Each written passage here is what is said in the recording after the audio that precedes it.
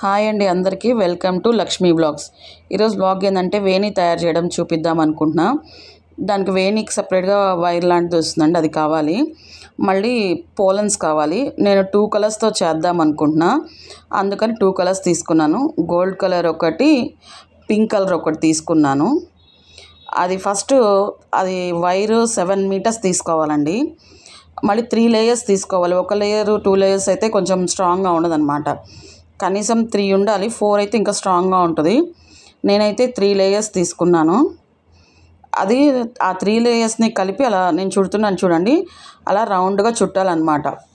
అది చుట్టడం కొంచెం స్టార్టింగ్లో కష్టంగానే అనిపించింది. ఇప్పుడు కొంచెం ఈజీగా నన్ను చేయంగా అది తిప్పడం ఒక పక్క తిప్పుతుంటే ఒక పక్క లూజ్ అయిపోతుంది, కాబట్టి కొంచెం కష్టంగానండి. అది బాగా తిప్పాలన్నమాట రౌండ్గా.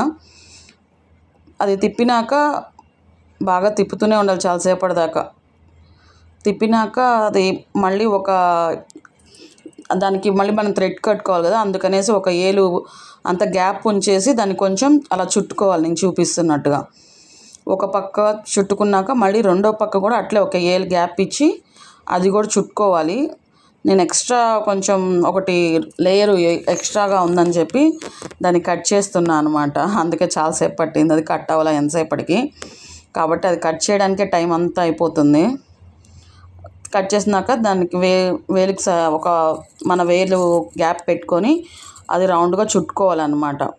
అది రౌండ్గా చుట్టుకున్న తర్వాత ఆ పోలన్స్ ఉంటాయి కదా, అవి ఒక బంచ్ అంటారనమాట. ఒక్కొక్క బంచ్ అది కనీసం 8 అన్నా పడతాయి. నేను 2 కలర్స్ కాబట్టి ఒక్కొక్క కలర్ 4 బంచెస్ తీసుకున్నా.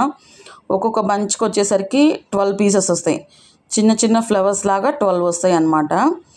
వాటిని తీసేసి విడిగా ఉంచుతున్నాను అనమాట. దాన్ని కట్ చేసి అలా వస్తాయి బంచ్ లాగా చూడండి. అలా విడిగా తీస్తే 12 వస్తాయి ఒక్కొక్క దాంట్లో. తర్వాత ఫస్ట్ మనకి ఏ కలర్ కావాలంటే ఆ కలర్ పెట్టుకొని ఒక పక్క దాన్ని రివర్స్లో తిప్పాలన్నమాట. ఒక పక్క పువ్వు కలపడేలా పెట్టుకోవాలి.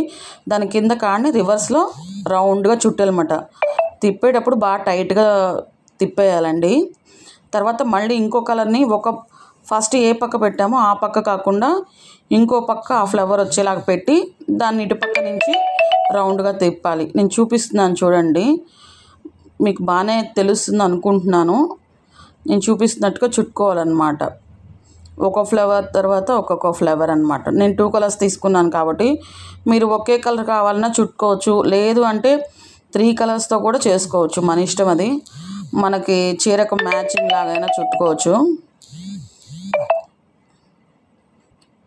ఇది వేరే వాళ్ళ కోసం చేశానన్నమాట. వాళ్ళు పింక్ కలర్ గోల్డ్ కలర్ వచ్చేలాగా చేయమన్నారు. అంటే దేని మీదకైనా కొంచెం గోల్డ్ కలర్ ఉంటే మ్యాచ్ అవుతుంది కాబట్టి ఇలా మొత్తం చుట్టేసాను అనమాట. మరి మొత్తం చుట్టడం చూపిస్తే చాలా లాంగ్ అయిపోతుంది అనేసి సగం పైన చుట్టేసినాక మళ్ళీ స్టార్ట్ చేశాను అనమాట వీడియో తీయడం. అట్లా చుట్టేసుకోవాలి బాగా టైట్గా. ఒక పక్క ఫ్లవర్ ఒక పక్క పెట్టినప్పుడు ఇంకో పక్క నుంచి చుట్టాలన్నమాట. మళ్ళీ అది రివర్స్ ఇంకొక రివర్స్లో పెట్టేసి ఇంకో పక్క నుంచి చుట్టుకోవాలన్నమాట. అట్లా మొత్తం చుట్టేయాలన్నమాట ఫ్లవర్స్ని.